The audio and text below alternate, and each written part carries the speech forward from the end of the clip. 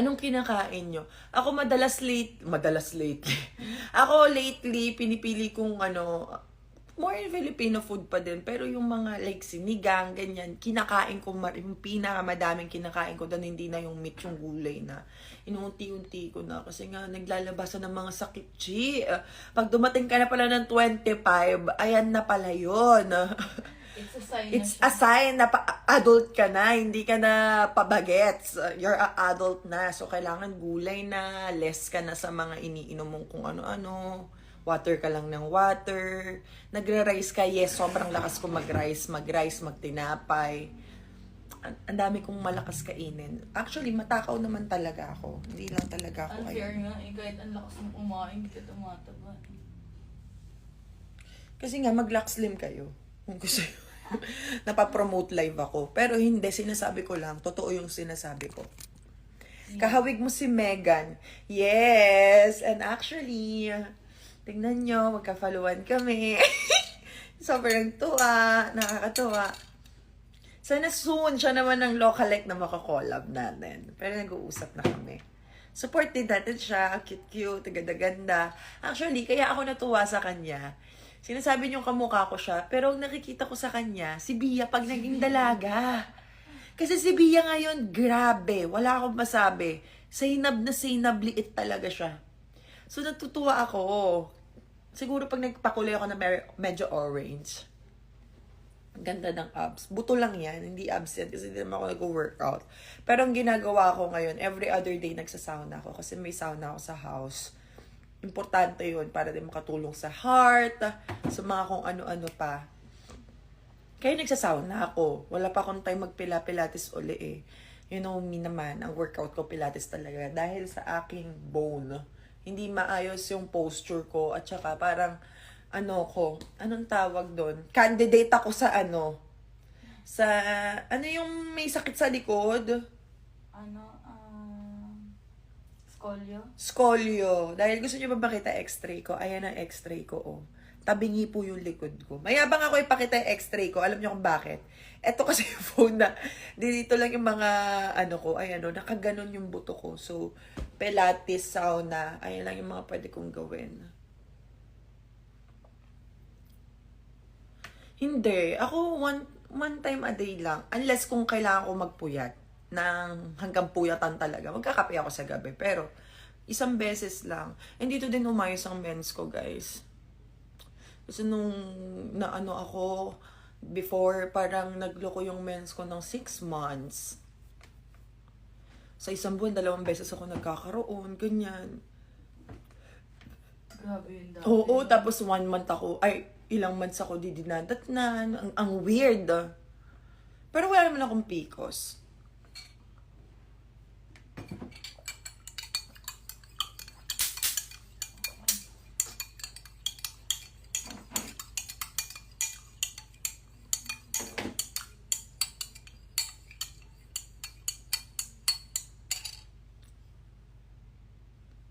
Tagal mo nag-live, no? Oo. Kaya nga dapat binabalik-balik ko na yung live eh. Tapos alam mo, dapat ibalik ko yung totoong ugali ko. Kung paano ako nambabara. Fasting po ba ginagawa nyo? No, hindi ako nagpa-fasting. Ganun lang talaga yung metabolism ko. At saka yung way ng kain ko. Routine mo everyday. Yung routine ko, naging ganun. Kasi siguro sa tagal ko na din umiinom nito. Naging ganun na yung kinasanayan ng body ko. So, binabawi ko nga sa kahit papano gulay, sauna, para kahit papano healthy talaga.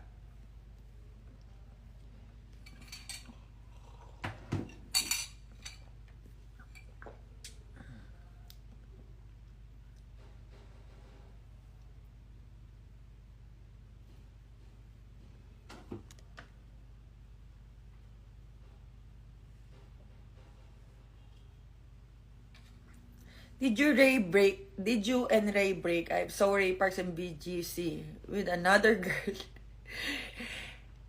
Is blood. I can send you a proof. Send me the proof.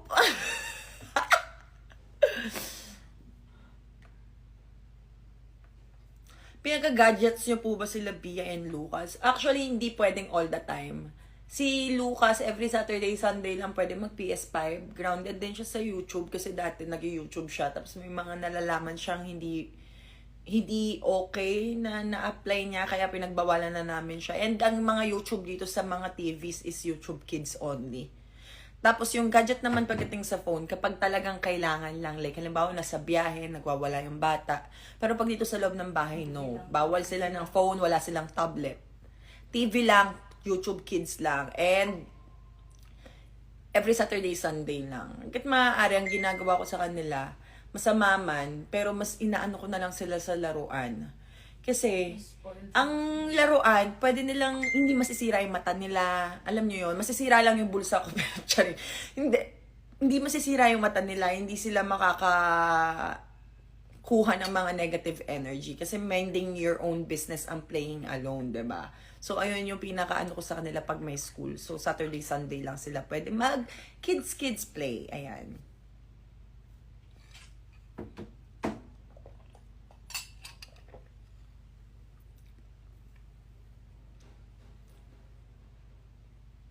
May plano ka ba bumili ng iPhone 16?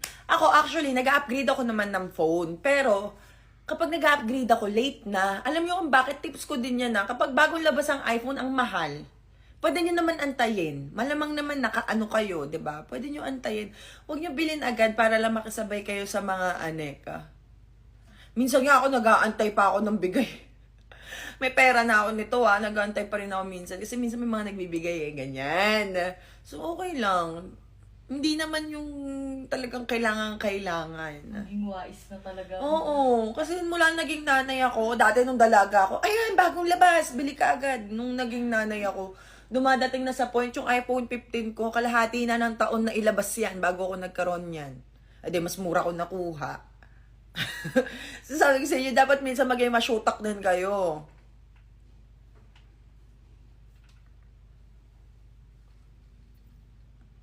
Practical talaga dapat. Tsaka naging madamot ako kahit nga sa sarili ko eh.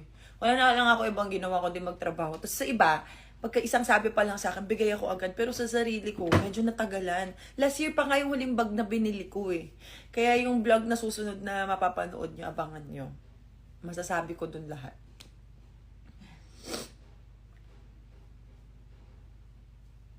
Hindi na ako pwede mag-thinking dalaga. Dahil mag-aasawa na po ako, may mga anak na ako. At saka makikipag-anuhan na talaga ako. Kailangan ko nang maging strong. Kung strong ako sa personality na nakikita nyo, mali kayo dyan. Kasi before, mukha lang ako strong sa pananalita ko, ganyan. Pero soft yung puso ko. Ang dali ko masaktan.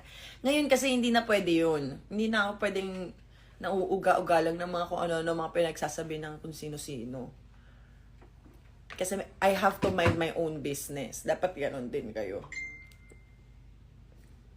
Kailan balik ni Ray sa Pilipinas? Actually, siguro kung magkaka-day off lang siya ng 2-3 days, lilipad yun agad. 1 day nga lang kami magkikita. Ngayon kasing September, di pa ako nakakapunta ng Japan. Hindi din ako makapunta talaga. Baka October, November na ako makapunta. Kasi ang busy ko. Ang dami ko talagang kailangan asikasuhin. Grabe schedule ng September mo. Oo. Parang araw-araw ako, walang natigil. Bare months na kasi. Waistline ko is 24, sometimes 23. Pero hindi na ako nagto-25. Kasi 25 is small ba? XS ako minsan eh. So, ganon.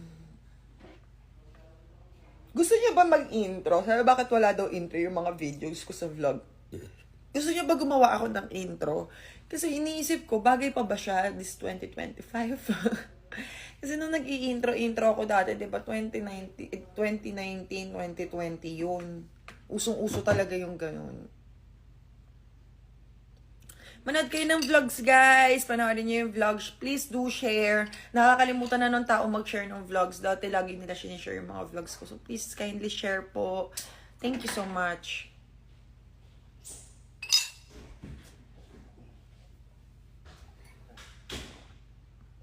Tapos na.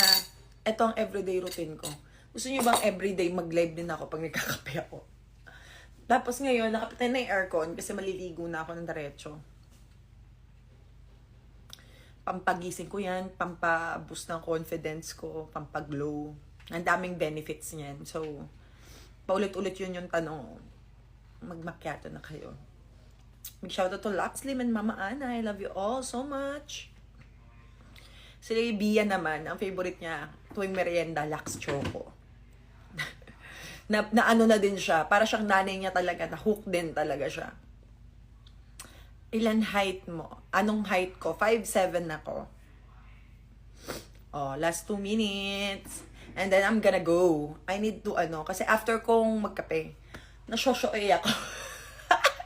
Hindi, ayun talaga yung routine ko sa umaga, guys. Wala akong kuko. Tingnan nyo, kahit magpakuko, wala akong oras. Yung kahapon, dinidikit ko lang yung kuko ko.